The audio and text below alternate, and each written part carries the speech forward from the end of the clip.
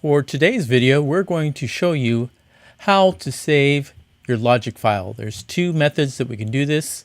One is with all of the audio files, and the other one is without the audio files. I'll explain how each one is helpful in different situations. But first off, let's see, how do we save this? Come over to the file. I'm going to do a save as. Release that. You notice a new window pops up. Here, I'm just going to go ahead and just add my name in front of it. That's how we're going to save it as. Underscore, and then audio file format. Want to make sure it is saved to wherever you wish to. So like, for instance, I want it to be in the desktop. I don't want it to be in other locations.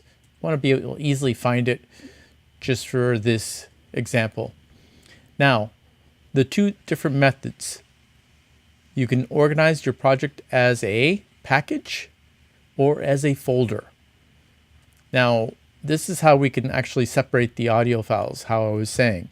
A package basically encapsulates all of the audio files and all of the Logic session parameters all in one single file.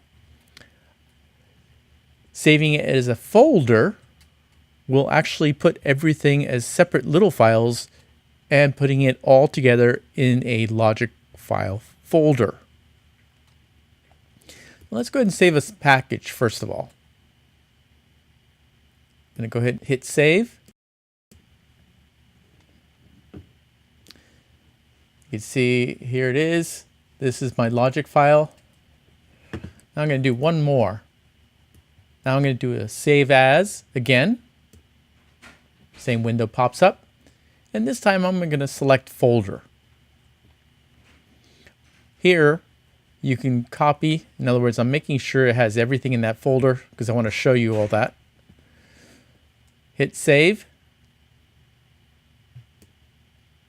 Oops, that's right. I need to change the name. Let me just call it Joseph 2. We don't want to save it with the same name. I'll hit save.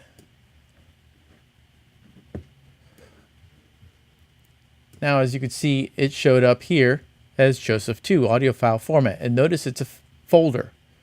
And here is a file. If I do Command I, you guys can see, here it is. What is it? It's a Logic Pro X project. And this one, Command I, is a folder. Now, go ahead and close that. Like I said, this stores everything. You may have also noticed, I should have opened it up again, the size. This is 135 megabytes. Now, the folder, if I open up the folder, you'll notice here is the Logic session. And then our audio files are all located inside of a folder called audio files. If I get information, in other words, Command I again, on just the Logic session, notice that this is only 1.5 megabytes. Huge difference. That's because this doesn't have embedded into it all of the audio files. So where this could be useful is if you are collaborating with another person and you both already have the audio files, you can now just email, very simply, the Logic session file. You don't have to send them the audio files again. I would not be able to send through the email a 135 megabyte file. So this is a simple way of taking care of that problem as far as size of file when you're just emailing. Now, if you're using a Dropbox, you can use the 135 megabyte, but again, it saves you a lot of time just being able to change the session file versus having to send the audio files. Now, this only works if you're both collaborating on the same song and you're not adding audio files, re-recording stuff. This would be better for a mix down. But this is, again, just showing you that you can save some time and space just by saving it as a folder and then going to that folder and only sending the logic file.